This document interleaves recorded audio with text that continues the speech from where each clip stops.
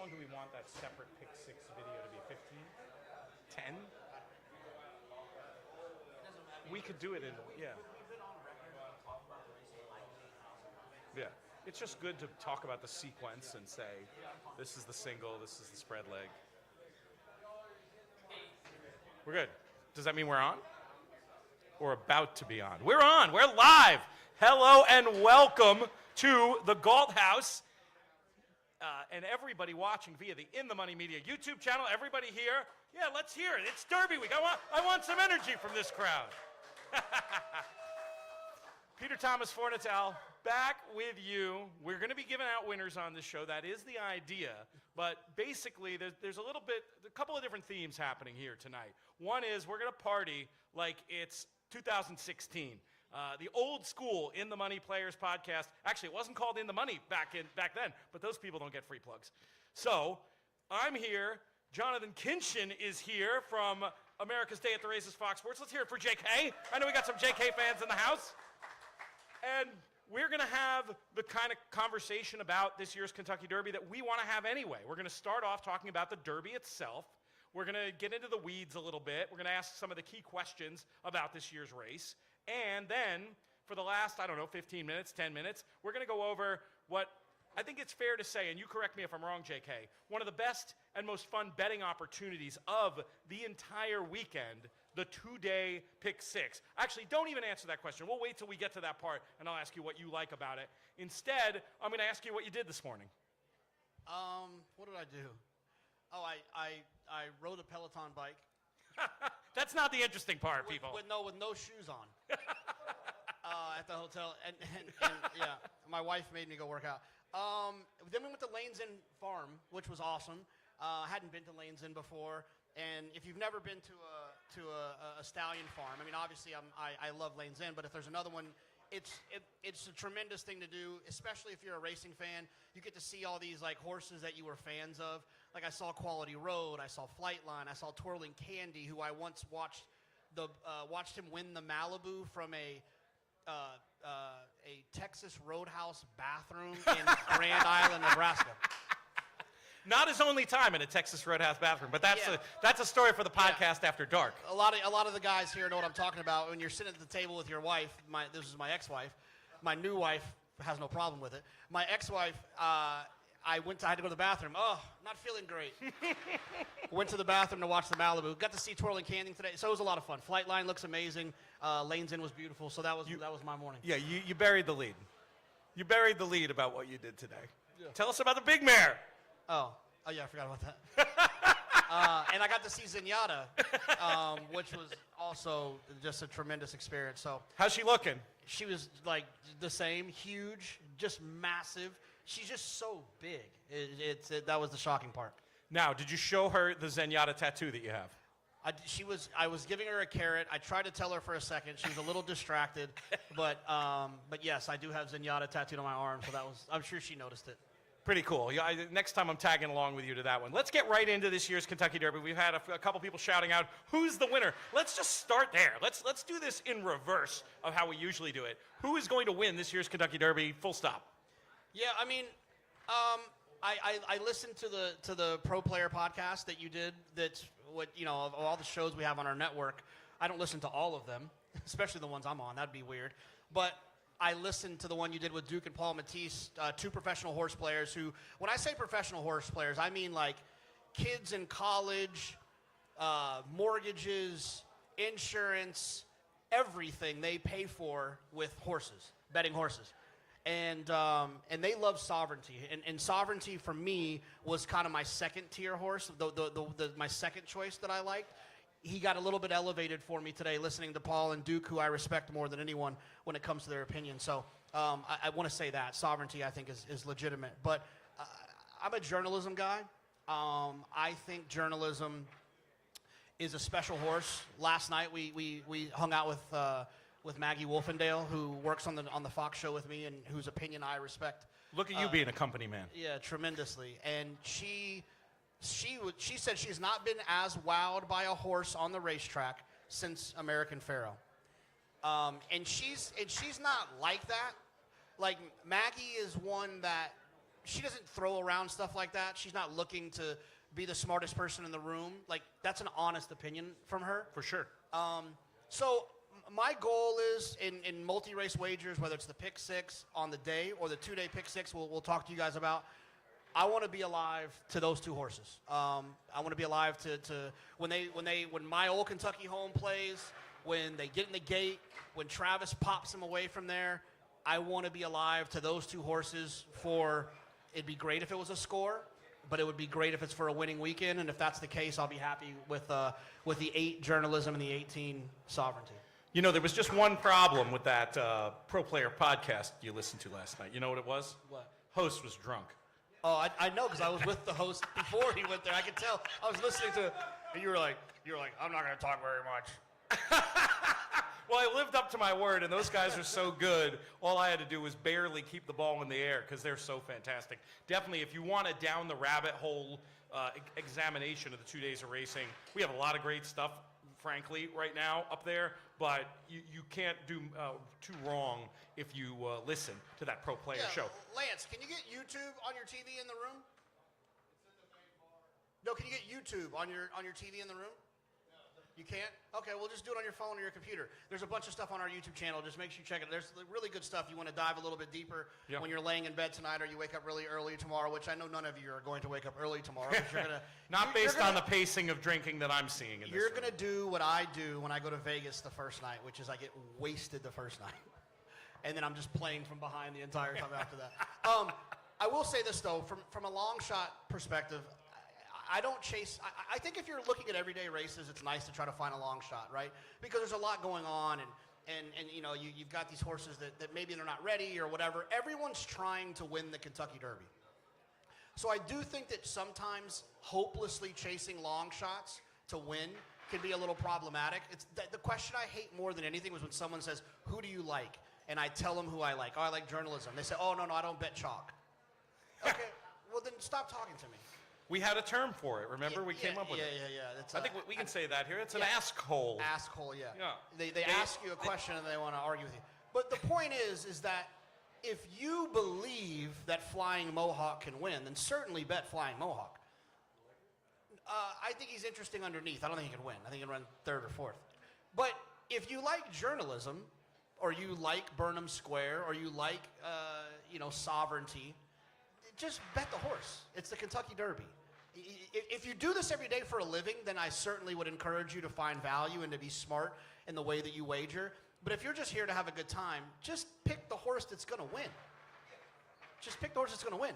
Not the one that, oh, well, I think the journalism's going to win, but I'm not betting a favorite in the Kentucky Derby, so I'm going to don't do that.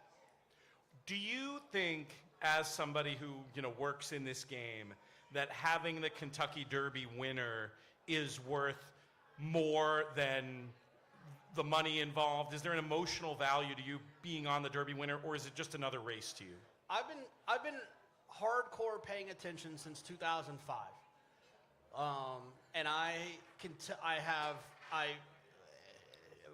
got a little lucky with one of them. But in 2005, I had Giacomo, which is part of the reason I got hooked. I had Barbaro, and then I had a long drought until probably, picking the winner on top, probably American Pharaoh. Yeah, I was going to say Pharaoh. Then I had Justify.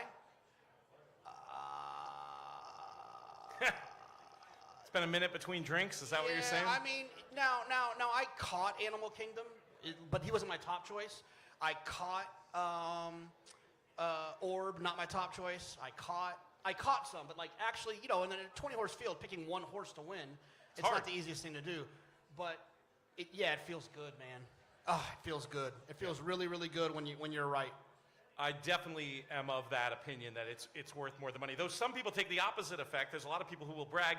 Famously, is it Andy Beyer, who's had one Derby winner in the last 25 years and wears it like a badge of honor. But I'm with you. I want that validation. I want to be right. I wish I could be more creative, but I think it's journalism's race to lose. We do have some breaking news, actually, that we need to share, because it does change this race substantially, and I want to drill down on this with you. So we did just receive word that Rodriguez will be scratched and not competing this year. Tom Ryan, part of the ownership group, put that out on Twitter. It's been picked up by several news outlets at this point, so I'm okay reporting it. Almost reported some phantom scratches last night at the dinner. I'm glad I didn't, because those horses are still in. But Rodriguez will not go. That means that Baeza is in.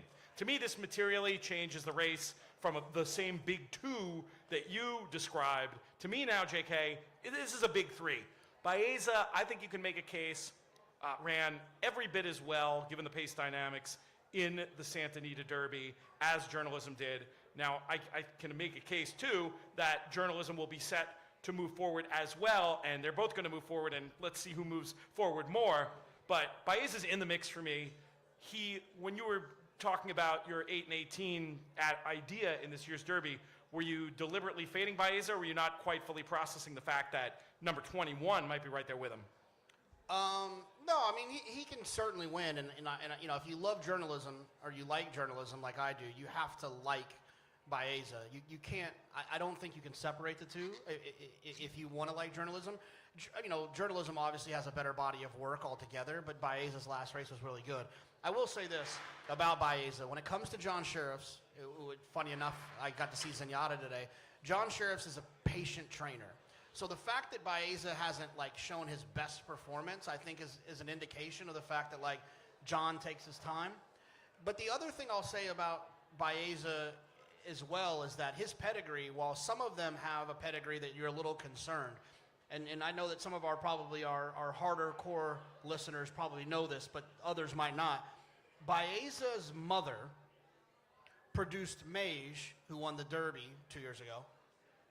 The next year, she also produced Dornick, who won the Belmont.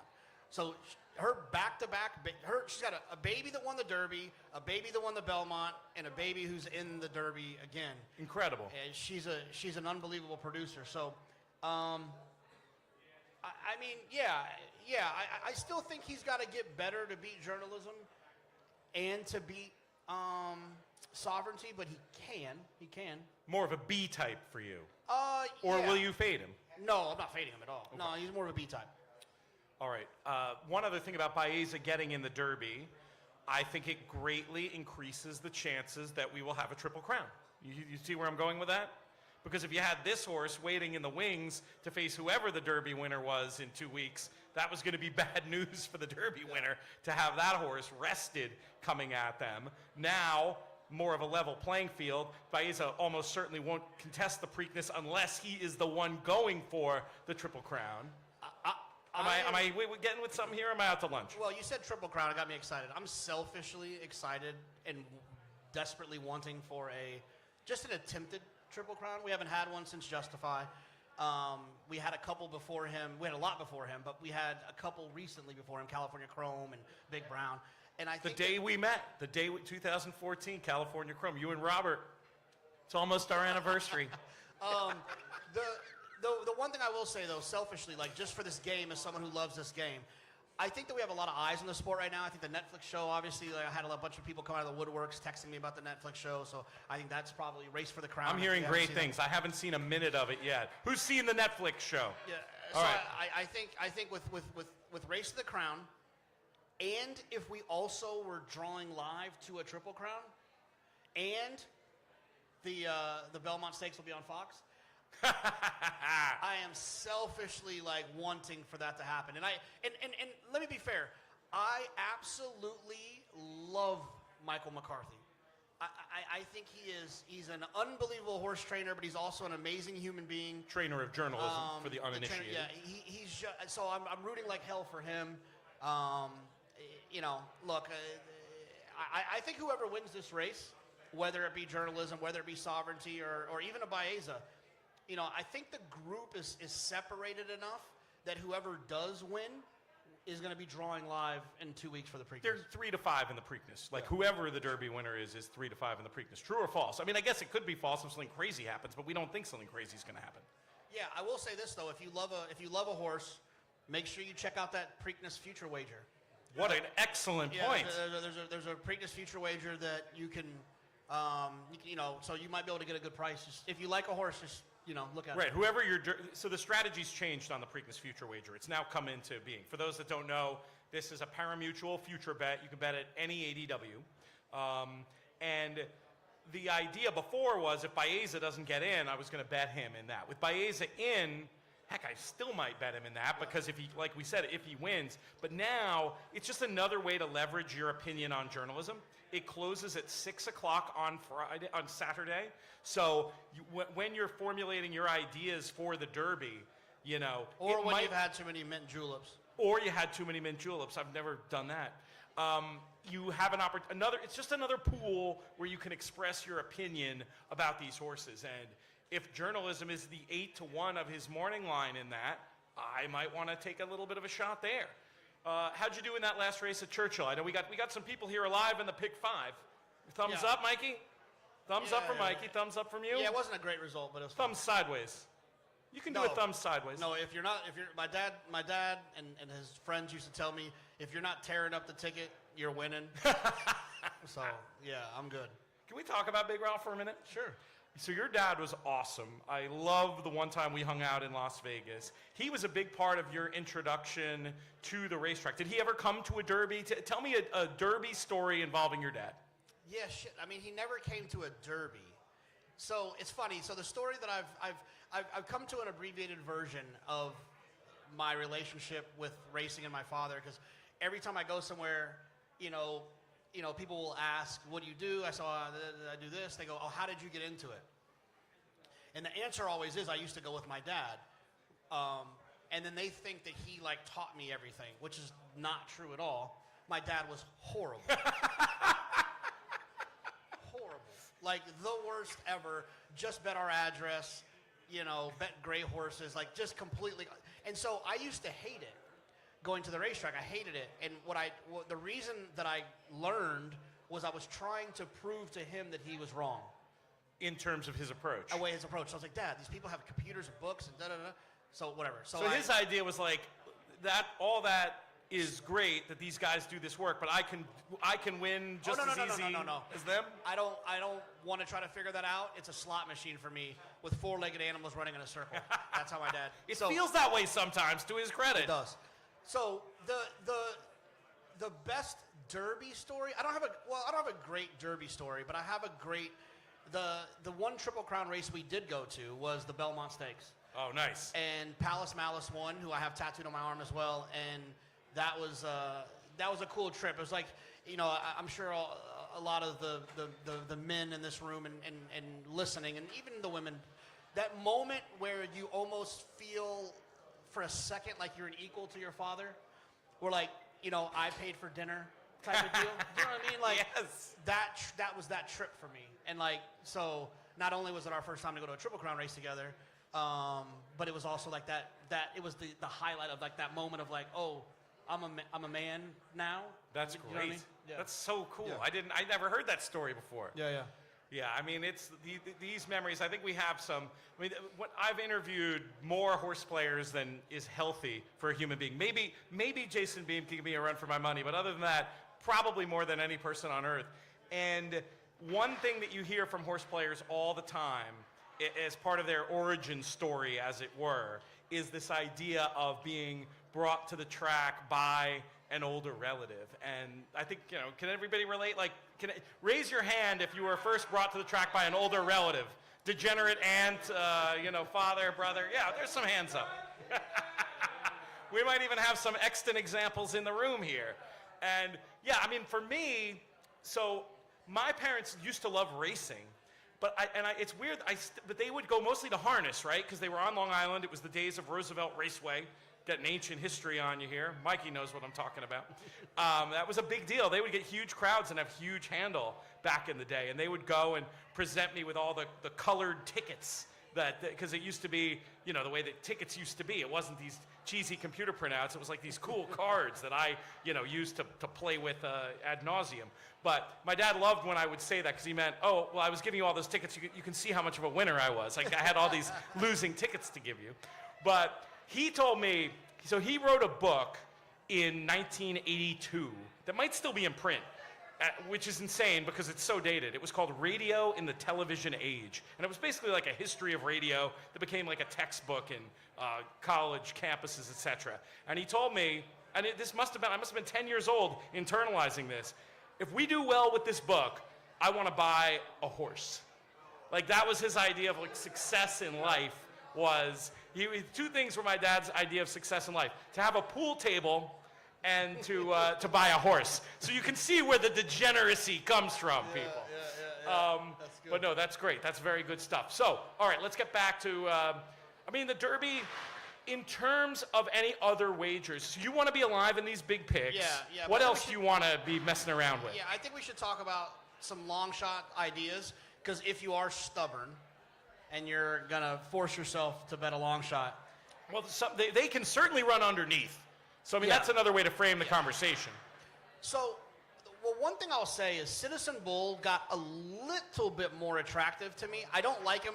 With the Rodriguez scratch. Yeah, with Rodriguez scratch. Yeah, talk about that. That's a great him. point. I don't think he's very good, but he is the 2-year-old champion. He does have back races. I think he's off form. But if he were to run third, if he were to make the lead from the inside and run third, I would not be shocked at all. So if you're doing some sort of a wager where you're spreading in third, he might be a horse just to throw in. I don't like him. I see him running third and annoying the hell out of me. Final Gambit, it'll be his first time trying the dirt, but he's been running well on the dirt. Brad Cox is an outstanding trainer. He'll be a huge price. I think he could get involved. I don't think he could win necessarily, but I do think he can run second or third or fourth. I hate American Promise. I hate Admire Daytona. What about Luxor Cafe? Let's just. He has a pause for chance. second. Yeah, I think the Japanese are going to eventually win this race. They almost probably should have won it last year. Almost could have, maybe. For Sierra sure. Leone. Yeah. Luxor Cafe is probably not as good as Forever Young, but I think he might be okay. He's a horse that I wouldn't, if I'm making a significant trifecta play, like Luxor Cafe's not beating me in third. You watched the tape of the Fukaru, right? Yeah. That was an awesome move for a dirt horse. He can beat me in second, but he won't beat me in third. Then we got journalism. We talked Pause about. on Luxor for a minute, because I'll put another gratuitous plug for In the Money Media. Subscribe to that YouTube channel. Smash that like button on the video. Did you hear Sean? Sean Borman, another professional player, record-breaking Breeders' Cup Betting Challenge champion, Sean Borman, was on. We just yapped about the Derby for half an hour the other day. Did you listen? No. But I would. I know you would, but he made the most interesting point about Luxor. So I've been focused on how his final times don't make him as fast as Derma Sotogake, eliminated at the break, could have run huge in the Derby, as we saw in the Breeders' Cup Classic when he ran second a few months later, or Forever Young could have won with a different trip. So they both had demonstrably run 100 numbers on the Beyer speed figure scale. This horse, the estimates range between, for that Fukaru run, 94 and 97. Sean said, I had it, he did some sort of number exercise for that race. He said, I had it similar, but I had him running a 100 late pace number. That closing sectional that Luxor put in was that fast. And based on that, he thought he was an improving type that could now elevate his final over 100. Look, if we're right about journalism, 100, 101, that's not going to do it. But if we're wrong within the realm of known possibilities, or the horse gets a terrible trip, a 101 might well win the race. Yeah. So, he makes sense. The thing, internationally, he's been single digits, and that's not a good price on Luxor. Yeah. But if he ends up on the tote, and this tote betting is going to be crazy, I predict. Oh, we should pull up the latest of it. If he's going to be 15, yeah, I think you want to think about him. And I'm kind of with you. I certainly don't want to use him equally to the others, but I might want him a little tiny bit on top, and definitely for second and third. So the hypothesis on this year's Derby betting. Some years there are horses that just get inexplicably bet. We were talking about it this morning, how after Calvin Burrell had his great run of success, there was one year where he was on basically a no-hoper that was single-digit odds. When Rosina Pravnik was riding at her peak, I think hers was Pants on Fire, was inexplicably overbet. Famously, another year after that, My Boy Jack, for reasons I still don't understand other than the assumption that everybody knows somebody named Jack, My Boy Jack was just crazy overbet. This year, there's even a more pertinent reason for a horse to be overbet. So my 12-year-old daughter had to explain to me who Griffin Johnson was. He is a TikTok superstar. He has 10 million people that follow him. He is part owner of Sandman. He has been TikToking about Sandman. Sandman's got this big profile now on there. And my hypothesis that seems to be borne out in the early betting is that a lot of people who've never had a bet before are going to bet on Sandman. Look, even if that's only $100,000, that money has to go somewhere. No, Sandman's 5-1. Yeah, exactly. Right now, journalism is 7-2. Sandman's 5-1. There's also a little bit of effect here. I think, and I'm going to give a little credit to the Netflix show. Is Render Judgment, who's trained by Kenny McPeak, who was a big star of the show, 12-1. Whoa. What number should he be? He was 50-1 morning line. Yeah, that's probably about right. And what number should Sandman be? No, he's 30-1 morning line. I'm sorry. Sandman should be, you don't 20? know this game. 20, 15? Yeah, not that short. Yeah. No, Not Sandman 5. should be like 12-1. Okay. Yeah. So it's going to happen. Let's keep rolling through these, though, just real quick. Burnham Square can absolutely win. I question, I don't quite trust him. I like his trainer a lot. He could win. If I had to pick another horse, despite their price to win, other than journalism and sovereignty, I would probably pick Burnham Square, but More than Baeza. I keep forgetting Baez's in. He'd be the second horse I'd pick. But I just don't, I think he's going to be overbet. Grande, lightly raced horse. Rodriguez wired that field in the Wood Memorial, and Grande came running. So I think that Grande is a horse that you probably want to give a little bit shot of, yeah, underneath live long type. shot underneath. I don't think he's winning. Flying Mohawk, I've heard a lot of good stuff about the way he's been training. So I suppose it doesn't make any sense on paper, but as a second, third, or fourth in a superfecta, trifecta, or exacta, I don't have a problem. East Avenue is kind of a horse to 12 that I actually do like quite a bit. He's a horse that has, every time he's run well, he's made the lead. But I'm having this weird opinion that he doesn't have to make the lead. I'm friendly with his trainer, Brendan Walsh, and Brendan told me consistently how special this horse is and how this is one of the best 2-year-old horses I've ever had. This horse is unbelievable, blah, blah, blah. But he just couldn't quite, he hasn't always delivered. He didn't run well in the Breeders' Cup Juvenile. He had some trouble. He didn't run well at Fairgrounds, but I think he's going to run better, and I don't think he has to make the lead. I know it sounds crazy, but East Avenue is one for me I'm going to use. Yeah, I mean, maybe Rodriguez being out even helps him a little bit more, right? Yeah. You still have all that speed drawn down inside. One thing I'll say about East Avenue, though, when you did the Brendan quotes, I'm very disappointed you didn't try the accent. No, I can't do that. No, but Brendan always says Brendan. I think a lot of Irish guys do it. They say your name before they tell you something. Yes, that's a big Aidan O'Brien thing too. Yeah, he'll say like, Peter, I got to tell you. Not bad. In off the goalpost. Yeah, Publisher is a maiden. He's never won a race, but he's outworking the horse to the outside, Tistastic. Okay, so they're in the same stable. They're both trained by Steve Asmussen. Publisher has been working better than Tistastic. So I prefer Publisher over Tistastic. I actually have in red letters next to Tistastic Toss. Based on the workouts? Yeah, just on everything. Render Judgment, I have Toss. Coal Battle, great story, right? I think he was like $2,500 or something. No, that's Chunk. Okay, just kidding. But Coal Battle is still a great story. Old school horseman, Lonnie Briley. Yeah. I mean, like, salt of the earth.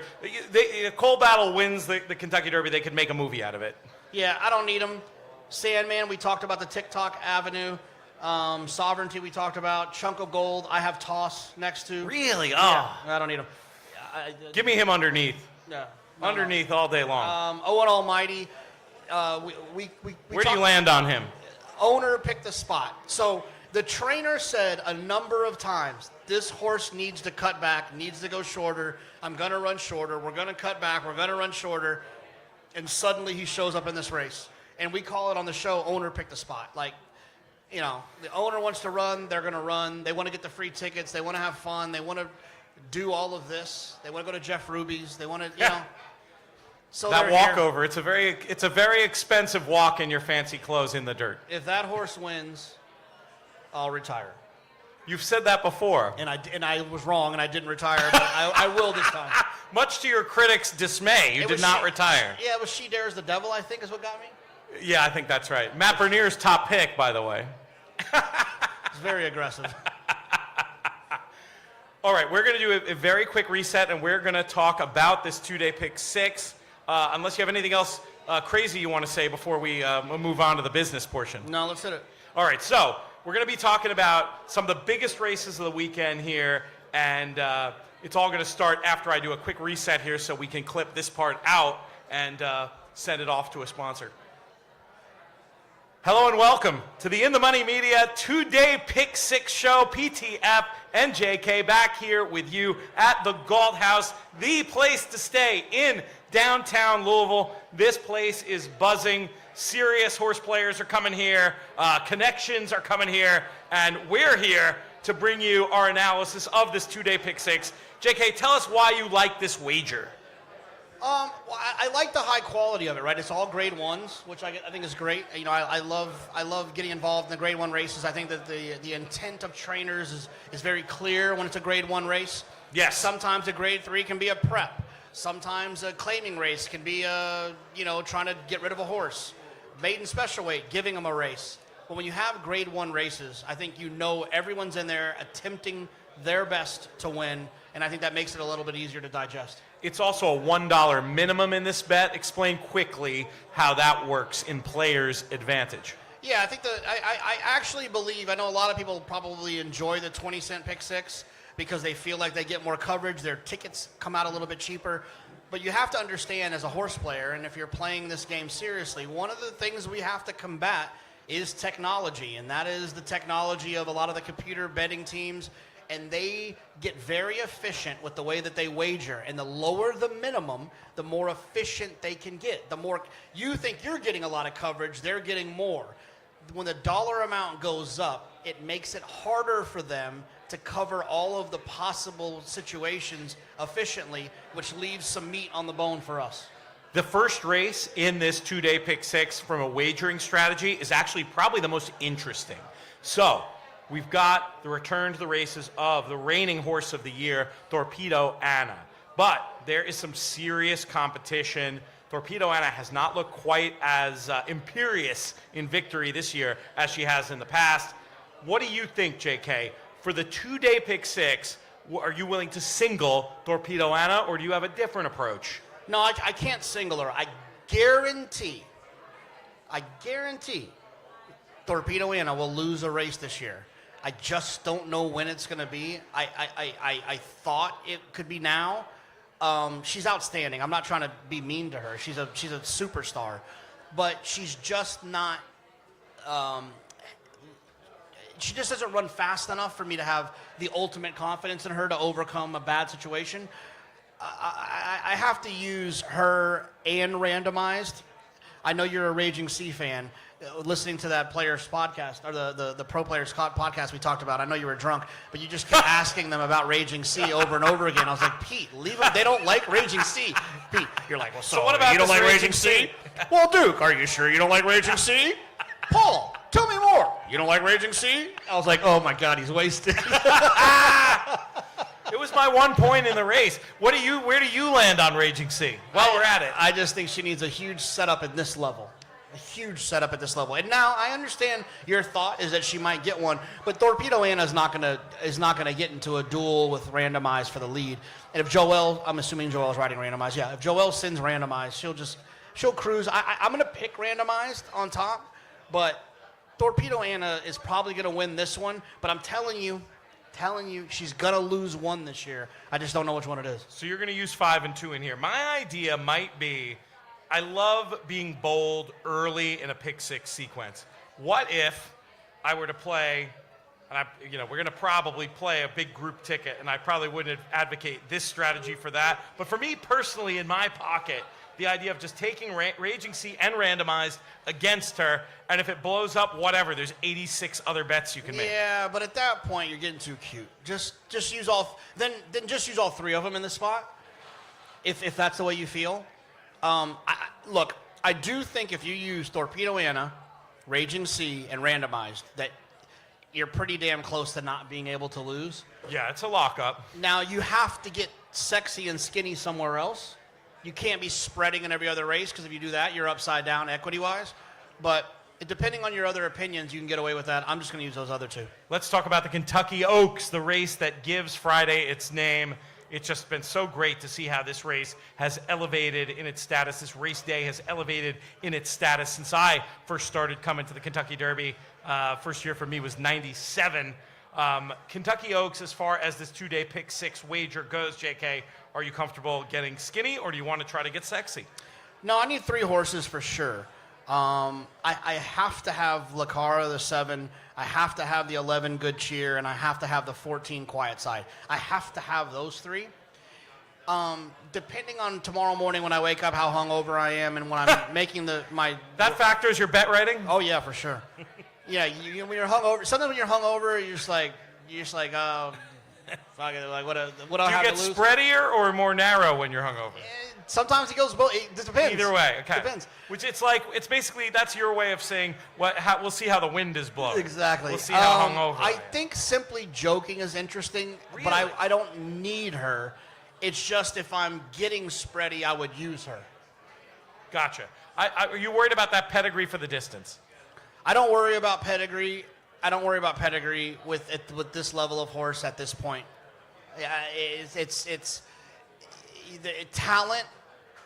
talent and speed, in my opinion, overcome pedigree. Like I don't think American Pharaoh's pedigree. He was a pioneer of the Nile who did most of his work on the synthetic, and the dam was like a bad sprinter. I guess my bigger problem with simply joking is, why is she ever going to be Quiet Side if she didn't the last day? So I have the answer to that question, because I wrote it down here, and I'm not lying about it. Because she might be one of those horses that is better when she goes faster. Ooh, I like that. That's a podcast bingo card item for the longtime fans. And we should have mentioned, or I should have mentioned, 5G not running. No, so that's correct. good news for number 2, Simply Joking. Bad news for our friend George Weaver. Yeah. Well, but he's doing the right thing by his horse, right? I mean, course. that's what you got to do. All right, let's pivot and move on to the last 4 races in this cycle. We've got 10 minutes, so I'm going to pick up the pace. You know, I like Sorry, real quick. we've been doing like we were in the first half of the show. Now that we're in the second half of the show, we got to get in YouTube mode, JK. YouTube mode. Churchill Downs. What a war this is. Who do you need on your tickets for this race? I'd want 7, ideally, but I'm going to narrow it. I know we're here for the Derby, but listen, I want everyone to plan their bathroom breaks. They're going to get a drink. Do not miss this race. I'm not this race and the next race. I think we talk about the. Do we talk about the Derby? It's not in the bet. Okay, that's devastating. We can talk about it real quick if you want. No, that's fine. This race and the Derby City Distaff are like the 2 best races of the entire weekend outside of the Kentucky, and even more than the Kentucky Derby. I need Mind Frame, who could be a superstar. I need Nisos, who could be a superstar. And I need Mulligan, who is pretty damn good. He's not a superstar, but he's already pretty good. So that's 7, 10, 11 is who I need. If I added 1 horse, it would be the 3 Bookham Dano, who was a really good sprinter as a 3-year-old. Got a chance to grow up a little bit. He's going to have to get better, though, to beat these other horses. Mind Frame would be my top choice. If I wasn't a single in here, I would single Mind Frame. We could not do a group ticket on this because I want to try to get cute and play against. I mean, the famous horses will be on tickets as backups for me. 3rd race in 35 days for your horse. Well, Bookham Dano and Banishing both to me are really, really interesting. Yeah. But David Jacobson is the kind of guy who can do that crazy stuff. So that's would be my only thing. Banishing, I think, is an interesting stalk and pouncer. Bookham Dano, you already made the case. I love him. I want a little extra Añejo too. You know, if it's just a total meltdown, if they get cute with how they ride, Bookham Dano, which could absolutely happen given who's in the irons, Paco. Extra Añejo could have this race at his mercy in the last 100 yards. It's a very hard race.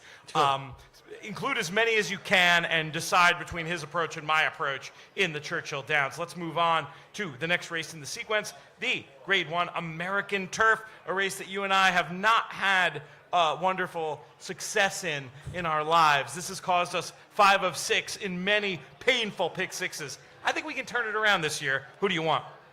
Yeah, I mean, I want to use the 3 New Century. I probably want to use Test Score. I want to use Zulu Kingdom, Iron Man Cal. Those are the ones I want to make sure I have. So the numbers are 3, 5, 7, and 10. However, my second favorite long shot in the entire weekend is the 9, Giacoso. I won't bore you with why I like the horse, but basically, I just think this horse is sitting on a big race. And I'm going to use the 9 as a top choice as well in here, Giacoso, who's 30-1 in the morning line. I'll give one goofy one that I didn't get around to talking about last night on the Final Answer show. I think Warlander has a small squeak in this race. This horse won a tough maiden at Kentucky Downs, and to me, has not won since, but both those races were better than they looked. In the Bourbon, this horse made a move into a fast pace and stuck on okay. That race ended up being super live. 4 next out winners, I think. And then last time, weird position, slow-paced affair. This horse is going to be seen to good effect. I love closers breaking from the rail, saving ground, inside-out move. I'm sensing you agree with me a little bit here. Yeah, I don't normally do this, but I thought you were going to tell me I was, on crack. No, but like all the people that are here on the show, I'll do this. On April 12th, when Warlander last ran, I texted Steve Asmussen, and I said, Warlander, sneaky good 2-year-old year. Want to really like him today, ? And Steve said, Warlander, very big horse, needs the race. Ooh! So whatever you saw there, he's going to step forward from that. Love it. Love it. All right, put Warlander in your tickets there. All right, we're going to skip over the Derby City Distaff because it's not in the pick 6, and we're going to go right to the Turf Classic. Oh, we're not in as much of a hurry as I thought because we already did the Derby. Do you want to do a quick thought on the Derby City Distaff, which is not in the 2-day pick 6? Yeah, on the Derby City Distaff, I just Ways and Means I've been a huge fan of. So I'll tell a story that some people have heard, probably they haven't. You guys probably haven't, but others have.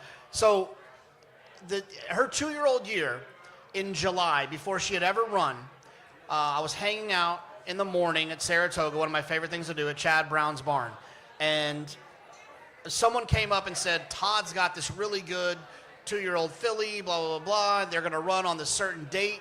And Chad said, I got one that's going to run on that date, and she might be the best dirt horse I've ever trained. And I was like, hey now. Let me write that down. Classic winning trainer telling you that. His exercise guy came out, one of his riders came out and said that she's a monster. They better take a good look at her in the gate because they won't see her again. And she broke away from there and won by 15 in her start. I love Ways and Means. I'm a huge fan of Ways and Means. So I just worry about the break a little bit for her against this group. Copian, the 2, is very good. The 1, Scylla, is 4 for 4 at Churchill Downs and 5 for 5 in Kentucky. She's never lost in Kentucky. And so if you can, whatever you're doing with this race, those 3 horses, 1, 2, and 8, I think you got it locked up. Love it. Let's go to this Grade 1 Turf Classic, a race that I just did a full horse-by-horse write-up of for our In the Money Plus service. If you're interested in more content from us, there's so much free. But if you want even more, if you want to support all the free work we do, inthemoneypodcast.com/plus. JK, what numbers do you want on your tickets in the Grade 1 Turf Classic? Speedboat Beach just lost, by the way. Oh, is that happening now? Yeah, Fort Bragg won.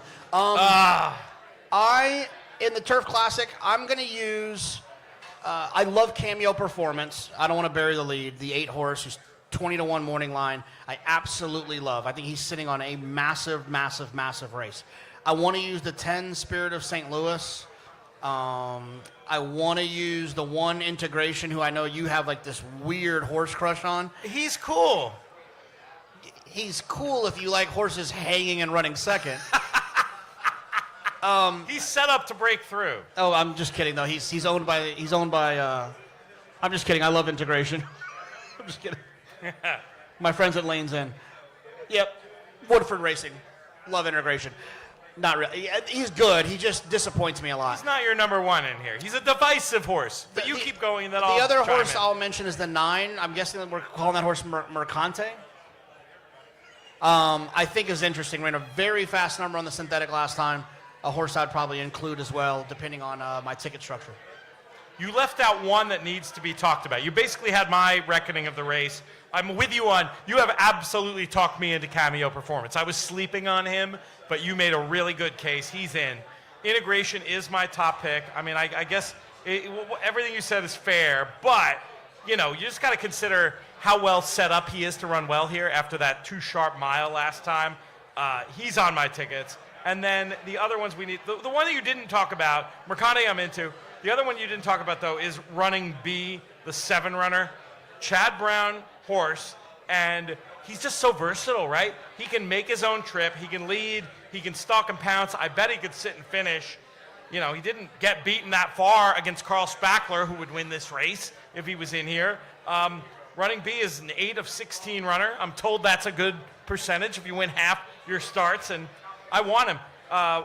Give me a quick idea on Running B, and then we'll just recap the Derby and punt. I don't hate Running B. I just, you know, I don't mind him. You know, if I'm spreading him there, I would use Running B. I just prefer the other ones more. It's nothing against Running B. Would he be a B for you? Would he be out of your tickets? Yeah, probably like a B type.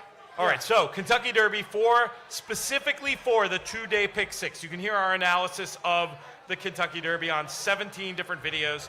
Subscribe to the In the Money Media YouTube channel. You'll get them all, and that would also help us out. But specifically for this bet, what will your approach be? Will you just dial into your A's, or will you spread a little bit more? Well, here's the thing: if you're gonna get skinny with Torpedo Anna, you're gonna get skinny with you know, Lacara, Good Cheer, or Quiet Side. You know, you're gonna get skinny there. You're gonna get skinny with a Mind Frame, or a Mulligan, or a Nisos. You gotta spread in the American turf. It's impossible. I would want to be alive to the 8 and the 18 for sure.